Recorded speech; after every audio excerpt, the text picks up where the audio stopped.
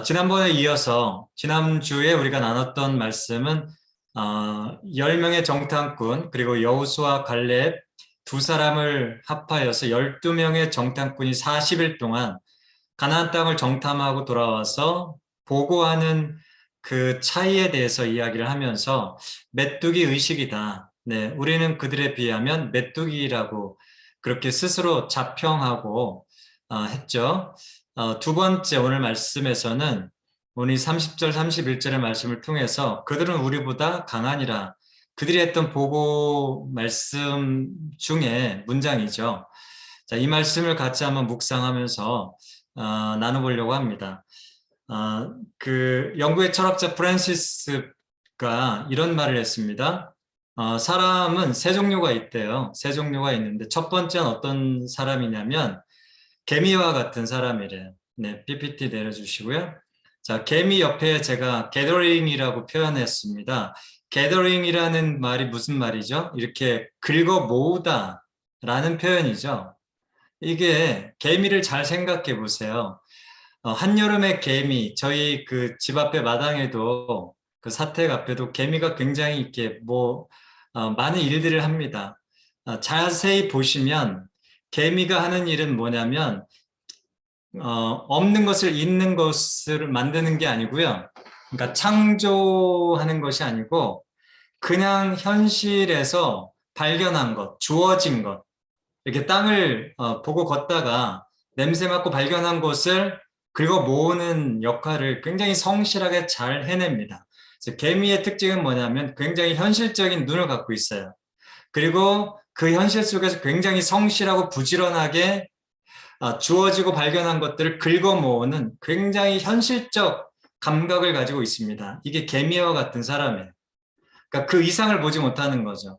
그러니까 현실에서 굉장히 성실하고 부지런하고 발견한 것들을 굉장히 그 겨울을 위해서 긁어 모으고 창고에 쌓고 이런 것은 굉장히 잘하는데 그 현실 너머는 보지 못하는 게 개미의 또 단점이기도 해요. 그러니까 장점이자 단점이죠.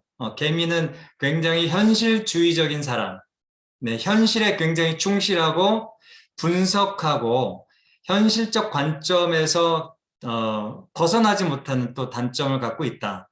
게더링의 사람입니다. 두 번째는 어떤 사람이냐면 거미와 같은 사람이 있다는 거죠. 거미. 자, 거미는 그 시스템을 만들어서 그렇죠? 개미는 시스템을 만들어서 그 시스템을 통해서 먹이를 거두어 들이는 사람은 아이는 아니죠. 거미는 근데 이 시스템을 만들어서 그 시스템에 걸리면 먹고 안 걸리면 네, 포기하고 즉 약간 추상적 그런 그 감각을 가진 사람에 속해요. 개미가 굉장히 현실적이고 분석적이고 성실한 그런 아이콘이라면 거미는 뭐냐면 네, 시스템을 만들고 그다음에 굉장히 어떤 그 추상적 네, 현실적인 어떤 그 충실함보다는 네, 추상적인 그 이상을 추구하는 그런 쪽에 가까운 사람이죠. 역시 개미와 거미의 공통 분모가 있다면 뭐냐면 게더링을 잘한다는 거예요. 시스템을 만들든지 아니면 성실한 어떤 그 조직을 통해서 긁어 모으든지 어쨌든 이 개미와 거미의 그 특징은 뭐냐면 잘 긁어 모은다. 네, 이런 특징이 있죠. 근데 마지막 세 번째 사람은 어떤 부류의 사람이 있냐면요. 꿀벌 같은 사람이 있다는 거죠. 자, 꿀벌 옆에 제가 트랜스퍼라고 표현했는데 이 트랜스퍼라고 하는 사람은 트랜스퍼는 뭐죠? 옮기다라는 거죠. 네, 무엇을 A에서 B로 옮기는 사람이에요. 그러니까 위치 이동을 하는 거죠. 그러니까 하늘에서 땅으로 옮기는 것도 트랜스퍼라고 할 수 있죠. 하늘의 비전을 땅의 비전으로. 우리가 주기도문 하잖아요. 하늘의 뜻이 이 땅에 또 이루어지이다. 네, 그러니까 하늘의 뜻을 이 땅의 현실 가운데 끌어오는 사람. 네, 이 트랜스퍼하는 사람이죠. 이 꿀벌 같은 사람이에요. 그래서 이 꿀벌은 여러분 잘 아시는 것처럼 봄에 이 꽃에서 저 꽃으로 술을 옮기면서 열매를 맺히게 하고 촉진하는 그런 역할을 하지 않습니까?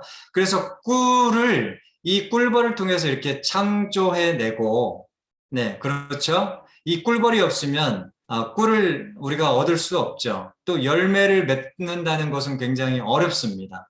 그러니까 사람이 이렇게 인위적으로 여기에서 저기로 수를 옮기지 않으면, 그렇죠? 우리가 열매를 기대할 수 없는 거죠. 그러니까 이게 트랜스퍼하는 사람이에요. 그래서 이 세 종류의 사람에 대해서 생각해 봤는데요.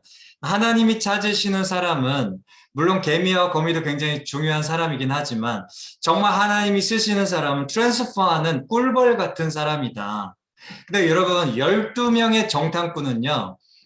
각 지파의 리더였습니다. 그렇죠? 그냥 일반 사람이 아니고요. 그러니까 그 지파에서 최고의 우두머리가 될 만한 그런 사람이었기 때문에 꿀벌 같은 사람이길 기대했어요. 하나님께서 정탐하러 보낸 그 가나안 땅, 그 엄청난 땅이지 않습니까? 아브라함 때부터 약속한 그 땅에 대해서, 그 비전의 땅에 대해서 하나님이 그대로 현실적 보고가 아니라 하나님의 마음과 눈을 가지고 트랜스퍼 할 수 있어야 됐었는데 그걸 못했단 말이에요. 10명은. 그 10명은 왜 못했는가? 그 중요한 장애물이 무엇이었는가? 그 말씀을 우리가 좀, 그 초점을 우리가 좀, 기억하면서 우리 이 말씀을 한번 묵상해 보자는 거예요. 왜 그들은 트랜스퍼 하는 사람으로 보내심을 받았는데, 10명의 정탐꾼이 전부 다 꿀벌 같은 눈이 아니라 어떤 눈이었죠? 전부 다 개미와 거미와 같은 그냥 게더링 하는 사람이었어요. 그냥 현실에 안주하고, 그렇죠? 현실적인 분석을 하고, 현실의 관점, 기반한 그 관점에서 벗어나지 못했다. 네. 자, 그 원인이 무엇이었는가? 네, 그걸 한번 보자는 거죠. 자, 그래서 여러분 한번 보면 말씀을 한번 보겠습니다. 30절, 31절 말씀 한번 볼래요? 그 다음 페이지를 한번 보겠습니다. 우리가 한번 읽어봤는데요. 한 번만 더 말씀을 정독을 한번 하면서 천천히 읽어볼게요. 30절 말씀 같이 보겠습니다. 시작. 갈렙이 모세 앞에서 백성을 조용하게 하고 이르되 우리가 곧 올라가서 그 땅을 취하자 능히 이기리라. 자, 여기서 갈렙은 여호수아 갈렙 중에 갈렙은요.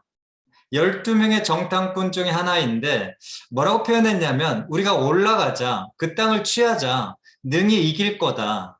그렇게 표현합니다. 그렇죠? 이게 아수라장이었거든요. 그러니까 10명의 정탐꾼이 막 보고를 악평을 했기 때문에 이 이스라엘 백성 전체가 술렁이었어요. 그러니까 이 상황에서 갈렙이 모세 앞에서 백성을 조용하게 하고 희망적인 이런 그 비전적인 말씀을 던져줍니다. 이게 뚱구름 잡는 그냥 우리 할 수 있어 라고 하는 그 자기 긍정의 말인가요? 자, 이 사람은 왜 이렇게 하나님의 마음과 하나님이 할 수 그 약속의 근거에서 하나님의 꿈을 트랜스퍼하는 사람이 되었을까? 근데 여러분 31절 말씀 보시면 똑같이 40일을 정탐했는데 이 10명의 정탐꾼의 보고를 한번 보실래요? 같이 한번 읽어보겠습니다. 시작. 그와 함께 올라갔던 사람들은 이르되 우리는 능히 올라가서 그 백성을 치지 못하리라. 자, 왜 그럴까요? 그들은 우리보다 강하니라. 자, 여러분 제가 빨간 글씨로 이렇게 표현을 해놨는데 자, 이 말씀을 한번 써보세요. 그들은 우리보다 강하다. 여기서 뭐가 여러분 핵심적인 문제를 한번 집어내 보세요. 그들은 우리보다 강하니라. 그들의 관념 속에 이 게더링 하는 사람, 현실 분석을 다 끝냈어요. 40일 동안 현실 분석을 철저히 했습니다. 그러니까 이게 그냥 근거 없는 이런 보고가 아닙니다, 여러분.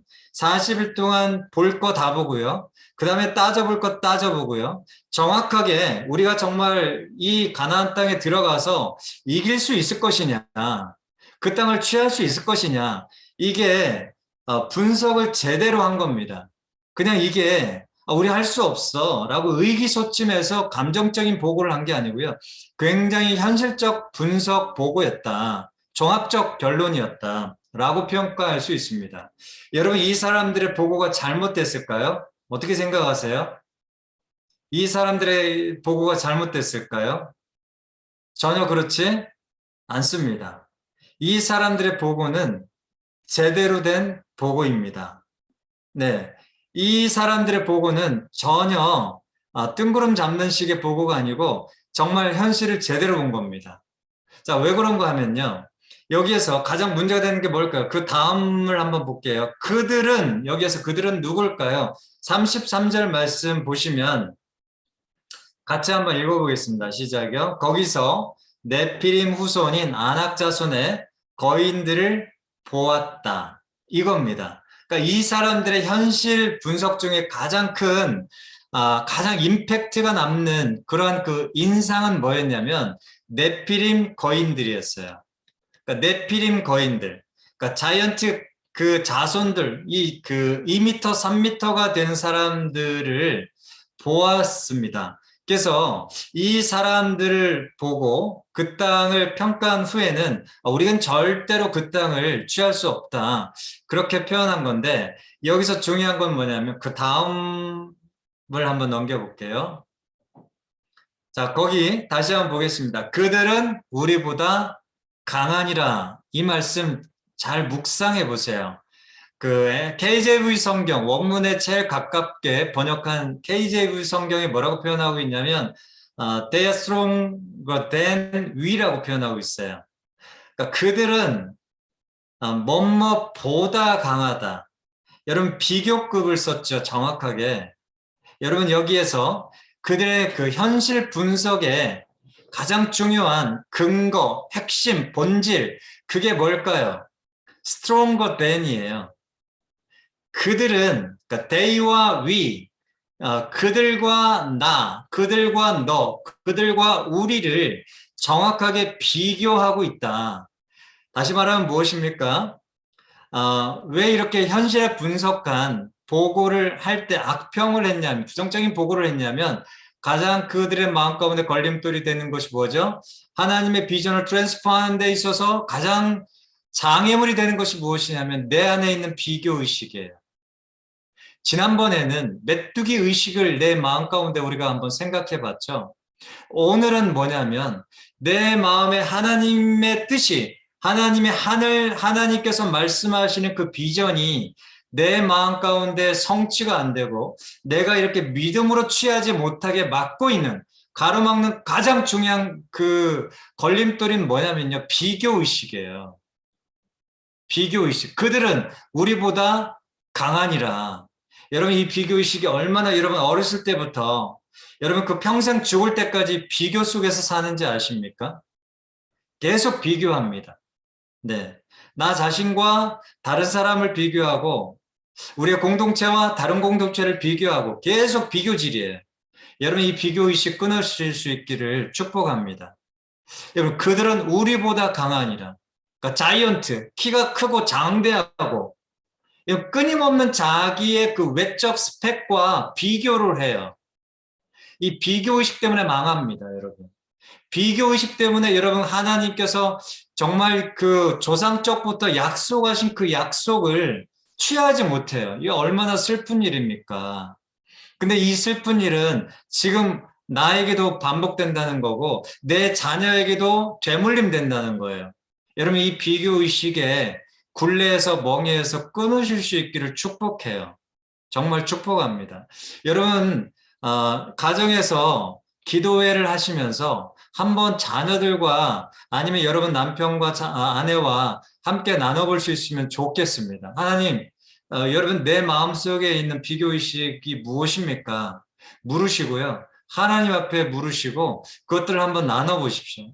내 안에 끊임없는 비교 속에서 괴롭게 하는 것들, 나를 작아지게 만드는 것들, 그게 무엇일까요? 네, 이 비교의식, 여러분 끊었으면 좋겠습니다.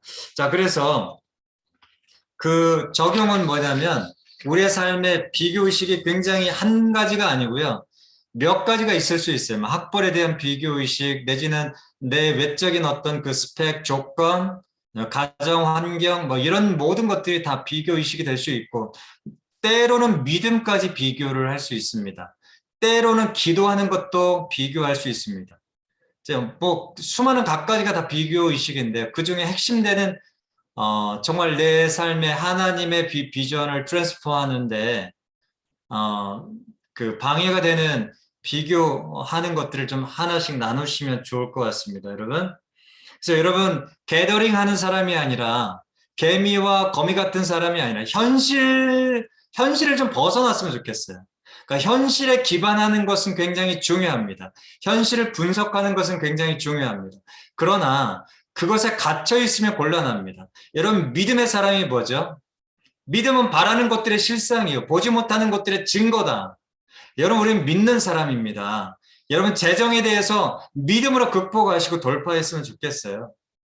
여러분 주어진 문제 앞에서 현실적 분석으로 끝나지 마시고 그 현실을 넘어서는 믿음으로 나아갈 수 있으면 좋겠습니다.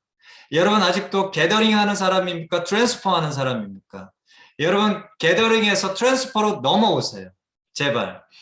10사람의 어떤 그 정탐꾼의 보고의 관점이 그 사람들의 문제만은 아닙니다. 오늘 내 문제일 수도 있어요. 여러분 여호수아 갈렙과 같은 하나님이 함께 하시면 능히 우리가 그것을 취하리라. 여러분 왜 믿음의 이러한 선전포고를 왜 내가 못합니까? 할 수 있죠. 네, 할 수 있습니다. 비교의식을 여러분 발로 걷어찰 수 있기를 축복합니다. 또 한 가지는 뭐냐면요. 그러면 그 비교라는 게 뭘까? 그 수만 가지가 비교 의식이 될 수도 있어요. 뭐 여러분 그 자동차도 비교 의식이 될 수도 있죠. 내가 타고 다니는 자동차도 비교의 대상이 될 수 있습니다. 네. 어쨌든 이런 모든 것들을 한번 나눠보시면 좋을 것 같고요. 나치의 박해를 피해서 미국으로 건너간 그 사회 심리학자 에리 프롬이 이런 말을 했습니다. 그 다음 한번 넘어볼까요? 같이 한번 읽어볼까요? 에리 프롬이 이런 말을 했습니다. 굉장히 중요한 말을 했는데 비교의식과 생각을 한번 해보면서 자, 존경이란 뭘까요? 같이 한번 읽어보겠습니다. 시작. 존경이란 인간의 모습을 있는 그대로 보고 그 사람이 유일무이한 존재임을 아는 능력이다. 여러분 존경이란 이런 거래요. 그러니까 비교의식은 뭐죠? 정확하게 여기에 근거해서 말을 하면 비교의식은 핵심은 뭐냐면 다른 사람과 나를 비교하는 것도 있지만 비교의식은 뭐냐면요. 그거는 나타나는 결과예요. 다른 사람과 나를 비교하는 것은 표면적인 결과입니다. 더 핵심은 뭐냐면 나 자신을 있는 그대로 바라보지 못하는 것이 비교의식의 출발점이에요. 이해되셨죠? 네. 그러니까 나 자신을 있는 그대로 보지 못하는 것이 뭐죠? 나를 존경하지 않는 거예요. 그러니까 비교의식은 뭐냐면 나를 끊임없이 존경하지 않는 그런 의식입니다. 그래서 여러분 나 자신을 있는 모습 그대로 보할 수 있는 그런 능력을 계속해서 조안해서 훈련하시면 좋을 것 같아요. 그 다음 한번 보실래요? 그 다음. 네. 그래서 존경, 리스펙트 우리가 많이 하는데 리스펙 뭐 이렇게 예능에서도 많이 하지 않습니까? 이 리스펙의 원래 그 라틴어 어원이 뭐냐면 단어가 레스피치오에서 나온 말입니다. 이 레스피치오에서 나온 영어 단어가 리스펙인데 존경이라는 말인데 이 레스페치오라는 라틴어의 원래 의미는 뭘까요? 본다라는 뜻입니다. 그러니까 나를 있는 그대로 보는 것, 거기서 존경이 시작이 됩니다. 그러니까 존경하지 않는 것은 나를 있는 그대로 보지 못하는 것, 보지 않는 것, 그게 존경하지 않는 거예요. 거기에서부터 다른 사람과 나를 끊임없이 비교하게 돼 있습니다. 이해되셨죠? 네. 그래서 여러분 하나님의 비전을 트랜스퍼하는 사람으로서 내가 서는 데 있어서 가장 걸림돌이 되는 것은 오늘 말씀을 통해서 보면 뭐죠? 나를 있는 그대로 보지 못하고 끊임없이 타자와 비교하는 겁니다. 네. 이러한 모든 것들이 무엇인지에 대해서 정말 하나님 앞에 묻고 끊는 기도를 하시면 좋을 것 같습니다. 여러분 그 다음 한번 페이지 보실래요? 이게 뭐죠? 여러분 이게 뭐냐면 이탈리아에 가보고 싶은, 네, 보고 싶은, 네, 뭐 가보신 분도 계시겠지만 이탈리아의 피사탑이죠. 피사탑이 왜 저렇게 여러분 잘 보시면은 기울어져 있습니다. 그렇죠? 이게 그 언제 만들어졌냐면 1173년에 만들어졌습니다. 1173년에 만들어졌는데 지하로 19m를 파서 이렇게 기초를 놓은 탑인데 이런 기반이 약해지면서 5.4m가 이렇게 기울어졌어요. 잘 보시면 오른쪽으로 기울어졌는데 여러분 이 기울어진 탑을 보기 위해서 1년에 코로나 전에 기준으로 1년에 이 피사의 탑을 보기 위해서 100만 명이 왔다 갑니다. 엄청난 숫자가 이 피사의 탑을 보기 위해서 가거든요. 여러분 잘 생각해 보세요. 이걸 예술품으로 보느냐, 이것을 실패작으로 보느냐, 여러분 1도의 차이입니다. 생각의 1도 차이라고요. 이해되셨어요? 여러분 어떤 사람이 보기에는 이건 실패작이에요. 기반이 19m나 팠는데 그 기반을 예측하지 못하고 약한 기반을 19m 파고 들어가서 이게 기울어졌단 말이에요. 남쪽으로 5.4m가 이렇게 기울어졌는데 이건 건축학적으로 보면 실패작 아닌가요? 근데 이걸 어떤 사람은 예술품으로 봅니다. 저는 이렇게 묻습니다. 이 100만 명의 사람들, 이 피사의 석탑을 보기 위해서 100만 명의 사람들이 이렇게 찾아오는데 그 사람들은 이 피사의 석탑을 보고 5.4m나 기울어진 이 석탑을 보고 실패작으로 볼까요? 아니면 예술품으로 볼까요? 저는 100만 명의 사람들에게 인터뷰를 해보지 않았지만 저는 이 100만 명의 상당수의 많은 사람들은 이 피사의 석탑 5.4m나 남쪽으로 기울어져 있어서 언제 이렇게 쓰러질지 모르는 건축학적으로 어떻게 보면 실패작인 것 같은, 물론 여러 가지 뭐 예술품을 건축학적으로 굉장히 우아하고 이런 것들은 굉장히 많이 있겠죠. 그러나 이런 기울어졌다라고 하는 것은 어쩌면 실패의 어떤 그 모습으로도 우리가 볼 수 있겠죠. 근데 우리가 처음에 이야기한 것처럼 이것을 실패작으로 보느냐 아니면 정말 걸작품, 예술품으로 보느냐는 생각의 1도 차이다. 라는 거죠. 그래서 내가 만약에 이러한 나 자신을 볼 때에 나 자신을 어떻게 보느냐, 네, 끊임없이 비교 의식 속에서 나 자신을 깎아내리면서 그렇게 내 평생을 살아갈 것이냐, 아니면 정말 나 자신에 있는 그대로의 모습을 보면서 하나님께서 정말 트랜스포하는 그 통로로 나를 쓰게 할 것이냐, 나의 선택에 달려 있다는 거죠. 하나님은 게더링하는 사람도 귀하지만 그것을 넘어서서 트랜스포하는, 그들은 우리보다 강하지만 하나님이 함께 하시면 네, 우리가 그 땅을 취할 것이다 라고 하는 믿음의 한 발짝을 내디딜 수 있는 꿀벌 같은 사람을 찾으십니다. 그러므로 여러분 내 마음속에 어떤 비교의식이 나 자신의 그 성장과 성숙을 더디게 하는지, 여러분 그 비교의식을 예수님의 이름으로 과감하게 돌파하면서 끊을 수 있기를 축복합니다. 네, 오늘 여기까지입니다. 네, 오늘 비교의식에 대해서만 살펴봤습니다.